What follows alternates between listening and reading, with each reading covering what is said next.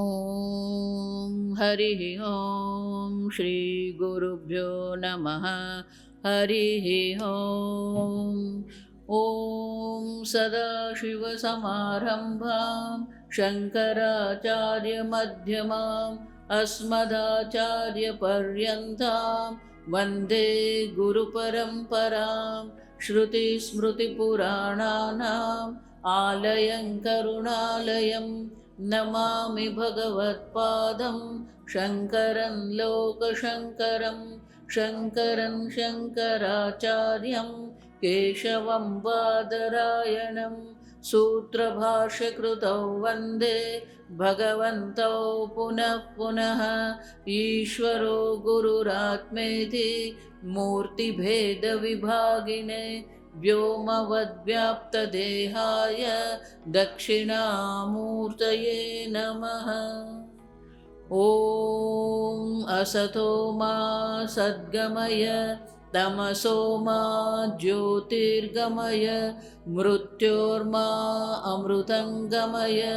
ॐ शान्ति शान्ति शान्तिः। वासुदेवेन्द्रयोगीन्द्रं नत्वा ज्ञानप्रदं गुरुं मुमुक्षूणां हितार्थाय तत्त्वबोधो विधीयते। आत्मा कः स्थूलसूक्ष्मकारणशरीरव्यतिरिक्तात् पञ्चकोशातीतः सन् अवस्थात्रयसाक्षी सच्चिदानन्दस्वरूपः सन् यः तिष्ठति स आत्मा। शंकराचार्य जी ने तत्वबोध में आत्मा की ये व्याख्या की है ना। स्थूल सूक्ष्म शरीर व्यतिरिक्तात्। कठोपनिषद में जब पहली बार प्रत्यगात्मा शब्द आया तो शंकराचार्य जी ने एक बहुत सुंदर श्लोक का अवतरण किया है। जो मानव रचित होते हैं उसे श्लोक कहते हैं, वेद के जो होते हैं वो मंत्र कहते हैं। तो कठोपनिषद के दूसरे अध्याय का पहला मंत्र है, वो मंत्र में आता है प्रत्यगात्मानम। आप देखिए तो प्रत्यगात्मा क्या है, तो शंकराचार्य जी यहाँ कहते हैं प्रतीचि एव आत्मशब्दः रूढ़ः लोके न अन्यस्मिन्। प्रत्यगात्मानं प्रत्यक्ष असौ आत्मा च। जो प्रत्यक है और जो आत्मा है उसे कहते हैं प्रत्यगात्मा। आप देखिए प्रत्यक मानी कि जो अपरोक्ष है। आप समझ जाए यहाँ प्रत्यक अर्थ क्या है, जो अपरोक्ष है। हम अपरोक्ष शब्द देख के गए। आप मुझे सुन रहे हैं वो प्रत्यक्ष है। बाहर से कोई ध्वनि आई वो प्रत्यक्ष है। लेकिन ये ध्वनि बस की है वो क्या है, परोक्ष है। जो प्रत्यक्ष भी नहीं है जो परोक्ष भी नहीं है उसे कहते हैं अपरोक्ष। तो ये आत्मा जो है प्रत्यक्ष अपरोक्ष च आत्मा च, जो अपरोक्ष है और जो आत्मा है उसे कहते हैं प्रत्यगात्मा। आप देखिए शंकराचार्य जी आगे कहते हैं व्युत्पत्ति पक्षे अपि। व्युत्पत्ति पक्ष माने कि व्याकरण की दृष्टि से भी देखे तो व्युत्पत्ति माने कि आत्मा शब्द किस धातु से बना हुआ है। आप समझो उसे व्युत्पत्ति अर्थ कहते हैं। तो वो धातु कौन सी है, आप्लु व्याप्तौ। धातु क्या है, आप्लु व्याप्तौ इति धातु अर्थ अनुसारेण। उनके अनुसार अगर हम आत्म शब्द का अर्थ करें तत्रैव आत्म शब्द वर्तते, तो वो आत्म शब्द का अर्थ क्या होगा। अब देखिए तो व्याकरण की दृष्टि से भी देखते हैं तो आत्म शब्द का अर्थ होता है आप्लु व्याप्त। व्याप्त शब्द कहते हैं ना हम। अब देखिए व्यापक, ये व्यापक शब्द है ना। तो व्यापक शब्द का धातु आप है, फिर उसमें वी उपसर्ग लग गया, इसलिए वी के साथ आ व्याप, व्यापक सर्वव्यापी कहते हैं ना। अब देखिए लेकिन मूल धातु क्या है, आप्लु व्याप्तौ। ये पाणिनि मुनि की एक विशेष दृष्टि है, आप देखिए, धातु दर्शाने की। और इसीलिए शंकराचार्य जी ये धातु का अर्थ नहीं देते हैं। आनंद गिरी टीका में कहते हैं आपलु व्याप्तौ इति धात्वार्थ अनुसारेण। तो बोले कि आत्मा शब्द जो है, शब्द का अर्थ क्या होगा? तो शंकराचार्य जी यहाँ एक बहुत सुंदर स्मरणार्थ, व्याप्ति स्मरणार्थ माने की, व्युत्पत्ति स्मरणार्थ माने की, आत्म शब्द के लिए धातु की दृष्टि से ये एक श्लोक दर्शाया गया है। यच्च आपनोति यदा दत्ते यच्चाति विषयान इह यच्चास्य संततः भावः तस्माद् आत्मा इति कीर्त्यते। तस्माद् आत्मा इति कीर्त्यते, इसलिए उनको आत्मा कहते हैं, कीर्त्यते। क्यों? तो शंकराचार्य जी यहाँ 4 अर्थ देते हैं। आप देखिए, बहुत सुंदर है इस श्लोक में। यच्च आपनोति, आपलु धातु है ना, जो सब में व्याप्त है, आपनोति। आप देखिए, है ना, सर्व में जो व्याप्त है। आप समझना, ये बहुत सुंदर है। आप देखिए, है? व्याप्त क्या होता है, आप समझो। घड़े में व्याप्त क्या है? मिट्टी व्याप्त है, हम देख के गए। मिट्टी और घड़ा जब हम कहते हैं, तो घड़े में कुम्हार व्याप्त नहीं है। आप देखिए, बनाने वाला कुम्हार है ना, लेकिन कुम्हार वहां व्यापक नहीं है। व्यापक क्या है? मिट्टी व्यापक है। आप देखिए, यच्च आपनोति, जो सर्व में व्याप्त है। यदा दत्ते, सर्व जिसमें ही उपसंहरत होते हैं। यदा दत्ते संहरति स्वात्मनि एव स्वरमिति। तो जिससे संपूर्ण जगत व्याप्त है और जिसमें संपूर्ण जगत का संहार होता है, तो वो क्या हो सकता है? अब देखिए, उसको आनंद गिरी महाराज कहते हैं जगत उपादानम लभ्यते। कुम्हार निमित्त कारण है और मिट्टी उपादान कारण है। तो ये 2 शब्द के द्वारा ये स्पष्ट होता है कि ये आत्मा जो है वो संपूर्ण जगत में व्याप्त है और संपूर्ण जगत उसी में संहर होता है। तो ये आत्मा जो है वो उपादान कारण है।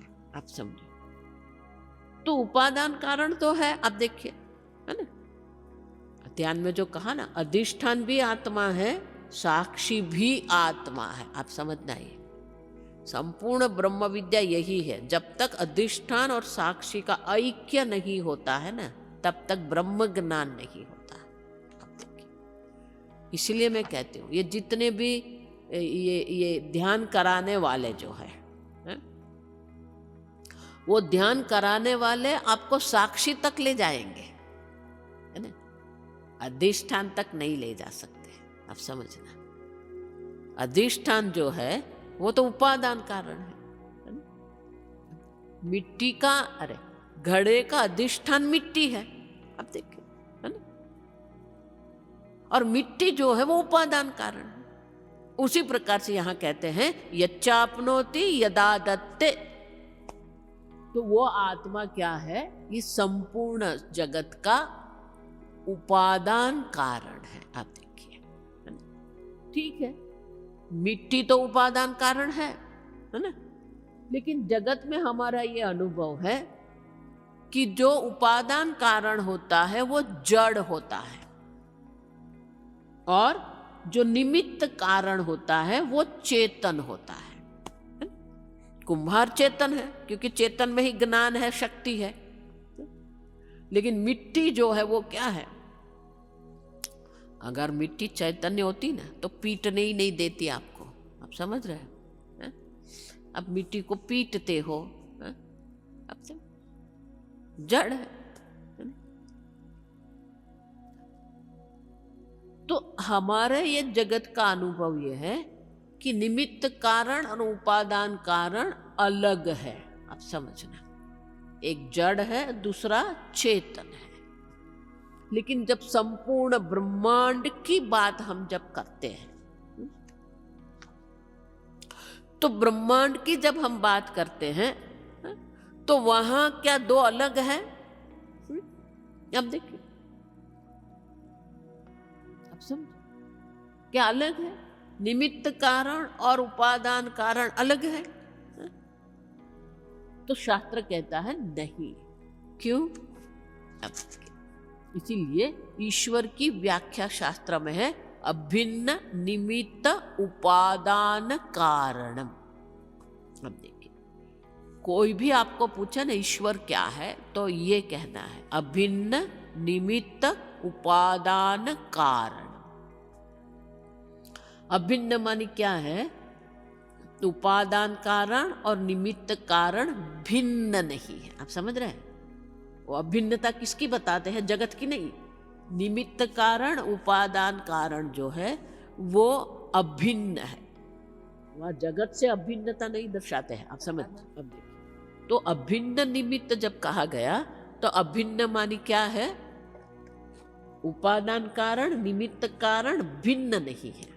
वहां अभिन्नता जो विशेषण है वो क्या दर्शाता है कि जगत के अनुभव में उपादान कारण निमित्त कारण भिन्न है, यहां पर वो भिन्न नहीं है। आप समझना, अभिन्न। और इसीलिए ये आत्मा जो है मात्र उपादान कारण नहीं है, निमित्त कारण भी है। तो उसको दर्शाने के लिए ये तीसरी व्याख्या है। यच्चाप्नोति यच्चाधत्ते यच्च अत्ति विषयान इह। इह, ये संपूर्ण जगत में विषयान अत्ति, अत्ति मानी कि ग्रहण कर रहा है। अत्ति का अर्थ है खाता है। आप देखिए, लेकिन यहाँ अत्ति का अर्थ क्या करना है? जो विषयान ग्रहण, जो विषय को ग्रहण कर रहा है, मानी चेतन है। चेतन है मानी कि निमित्त कारण है। आप देखिए, यच्च विषयानिह तीति व्युत्पत्त्या स्वचेतन आभासेन उपलब्धृत्वम आत्म शब्दार्थः। आप देखिए, बहुत सुंदर है शब्द, आप समझना। आत्मा के लिए एक शब्द है उपलब्धा। आप देखो, सबको जानने वाला जो है ना उसे उपलब्धा कहते हैं। देखो, तो शंकराचार्य जी 13वें अध्याय में भगवान कहते हैं भोक्ता, अनुद्रष्टा अनुमंता च भोक्ता, उपद्रष्टा अनुमंता च। तो भोक्ता मानी क्या? अति मानी वो ग्रहण कर रखा रहा है, भोक्ता है। तो बोले आत्मा भोक्ता है क्या? आप देखिए, अगर भोक्ता है तो फिर कर्ता हो जाएगा, क्योंकि कर्ता भोक्ता साथ रहता है। कल ने देखा हमने कि जब तक भोक्तृत्व नहीं तब कर्तृत्व नहीं है, तो भोक्तृत्व लाएंगे तो कर्तृत्व आ जाएगा। आप देखिए, तो शंकराचार्य जी वहां बहुत सुंदर कहते हैं भोक्तृत्व नाम उपलब्धृत्वम। आप देखिए, आत्मा सर्व को खा रहा है, भोग रहा है, मानी वो कौन है? तो यहाँ पर भी यही आनंद गिरी महाराज कहते हैं कि आत्मा सर्व को भोग रहा है, मानी कि स्वस्वरूप से वो कौन है? चैतन्य, स्वचैतन्य। आप देखिए, आप वो चैतन्य स्वरूप आत्मा है, वो कौन है? उपलब्धा है। आप देखिए, भोक्तृत्व नाम उपलब्धृत्वम। आप देखो, शंकराचार्य की जो बहुत सारे ऐसे छोटे छोटे जो वाक्य है ना, इतने गूढ़ है, वो देखने में सरल है लेकिन अर्थ में अत्यंत गूढ़ है। आप देखो, उपलब्धु माने कि वो साक्षी है, और ज्ञान और शक्ति चैतन्य में होती है। और इसीलिए ये चैतन्य का निर्देश करके यहाँ शंकराचार्य जी हमें कह रहे हैं कि यच्चति विषयानिह माने कि वो निमित्त कारण भी है, उपादान कारण भी आत्मा है, निमित्त कारण भी आत्मा ही है। अब एक ही वाक्य में यच्चाप्नोति यच्चादत्ते, अब सबको याद करना है। यच्च आपनोति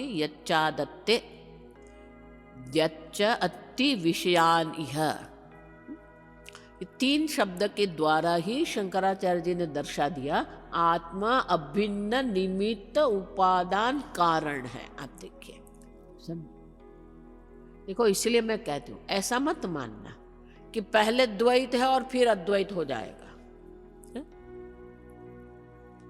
शास्त्र पहले से ही अद्वैत है, आप समझना। संपूर्ण उपनिषद शास्त्र कहीं पर भी द्वैत की चर्चा ही नहीं करता, आरंभ से ही अद्वैत है। किसी भी स्तर पर आप जाइए वो अद्वैत ही है। अन्नम ब्रह्मेति व्यजानात्, अद्वैत। आप देखिए, है ना? क्यों? क्योंकि यही अन्न नहीं, ये संपूर्ण ब्रह्मांड जो है वो क्या है? एक अद्वितीय अन्न मात्र है। आप देखिए, है ना? प्राणम ब्रह्मेति व्यजानात्, वो प्राणमय में भी एक अद्वितीय है। आप समझो, ये सब बड़े बड़े महात्मा लोग गड़बड़ कर रहे हैं। वो द्वैत से आरंभ करते हैं और फिर अद्वैत पर ले जाने की बात करते हैं, और शास्त्र कहते हैं कि है ही नहीं। सदैव सौम्य इदमग्रमासीत एकमेव अद्वितीयम। आप देखिए, है ना? आरंभ से ही अद्वैत है। आप देखिए, आरंभ से ही नहीं, किसी भी स्तर पर देखेंगे, अन्न के स्तर पर देखेंगे तो भी अभिन्न है, अद्वितीय है। प्राण की दृष्टि से भी अद्वितीय है, मनोमय की दृष्टि से भी अद्वितीय है, विज्ञान की दृष्टि से भी अद्वितीय है। अब समझो, सर्वत्र एक अद्वितीय तत्व मात्र है। और इसलिए शंकराचार्य जी आगे कहते हैं श्लोक में, यच्च अस्य संततः भावः। आप देखिए, संततः माने कि सतत उनका भाव है, अस्तित्व है। एक भी स्थान ऐसा नहीं है जहां आप है ही नहीं। आप देखिए, इसलिए भगवान क्या कहते हैं? सतः अभावः न विद्यते। आप देखिए, आपको कभी भी आपके अभाव का अनुभव हो ही नहीं सकता है। फिर भी सबसे अधिक जो भय है वो मृत्यु का है। आप देखिए, सतः अभाव। देखो, आरंभ में ही भगवान ने कह दिया, ऐसा नहीं अंत में अर्जुन को कहा, आरंभ में ही भगवान ने कह दिया सतः अभावः न विद्यते, है ही नहीं, आपका कभी अभाव होता ही नहीं है। संततः भावः, देश की दृष्टि से, काल की दृष्टि से, वस्तु की दृष्टि से सतत भाव है। अब देखिए, संततः भावः, तस्माद् आत्मा इति कीर्त्यते। अब एक भी ऐसा कोई देश नहीं है, स्थान नहीं है, काल नहीं है, समय नहीं है जहां आप नहीं हैं। आप देखिए, है, आप वो सत स्वरूप है, आप वो चित स्वरूप है। आपको कभी भी क्या आपकी जड़ता का अनुभव होता है? मैं जड़ हूं, होता है? आपको कभी ऐसा अनुभव होगा मैं नहीं हूं? शंकराचार्य जी इसलिए बहुत सुंदर कहते हैं कि आत्मा का अभाव ही संभव नहीं है। इतना ही नहीं, आत्मा से अन्य कुछ प्रसिद्ध है ही नहीं। आप देखिए, मैं हूं सबसे प्रसिद्ध है।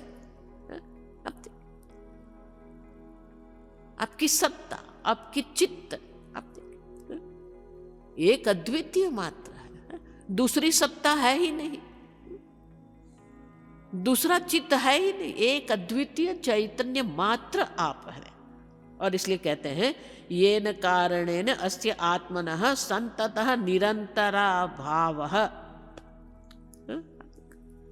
तो बोले निरंतर एक आत्म तत्व ही है।